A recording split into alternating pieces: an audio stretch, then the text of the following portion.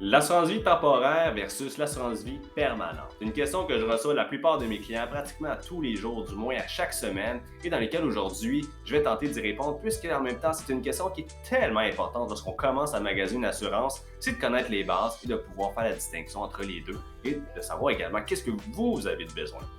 Premièrement, l'assurance vie temporaire.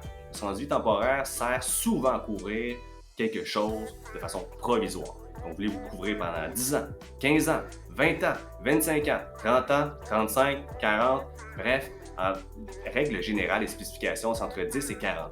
Donc, vous avez un coût associé à la durée et au montant d'assurance que vous choisissez. Je vais vous donner des exemples de pourquoi les gens utilisent ces produits-là.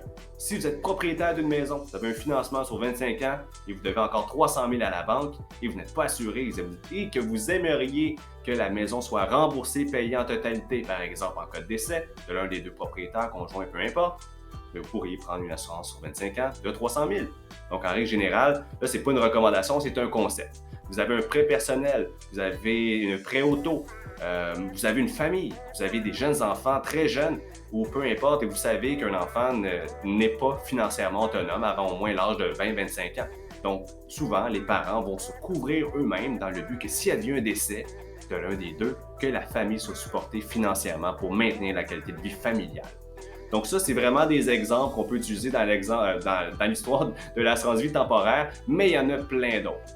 Je vais maintenant aller du côté de l'assurance vie permanente.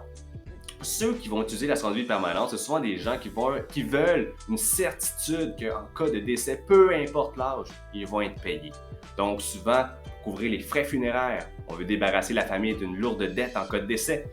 Ça peut être pour laisser un legs ou un héritage. Quand on parle de legs et héritage, souvent l'assurance vie, pour ceux qui ne le savent pas, c'est que c'est net d'impôts. Il n'y a aucune imposition lors d'une prestation d'assurance. Donc souvent, c'est un excellent levier, une excellente stratégie.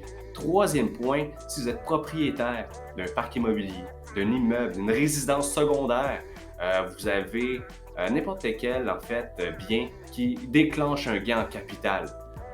Pour les gains en capital, en fait, évidemment, si vous avez une épouse qui est toujours vivante en cas d'essai, ça va être légué à elle. Mais si on saute d'une génération, évidemment, là, il y a un gain en capital, il y a une imposition à payer.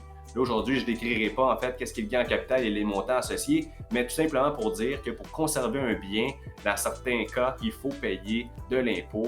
Et s'il n'y a aucune assurance ou aucune liquidité pour payer, bien souvent, ça peut créer une problématique. Donc, en règle générale, on a fait la distinction entre l'assurance vie temporaire, vous avez l'assurance vie permanente. Donc, temporaire dit provisoire, dette commune qu'on connaît. Ou vous avez aussi le permanent, souvent couvrir les derniers frais, laisser un héritage, couvrir un gain en capital. Il y a d'autres besoins également que vous pouvez apporter, mais vraiment, je voulais faire le point de façon le plus facile possible. C'était Philippe Martineau, conseiller en sécurité financière. Je vous souhaite une excellente journée à tous.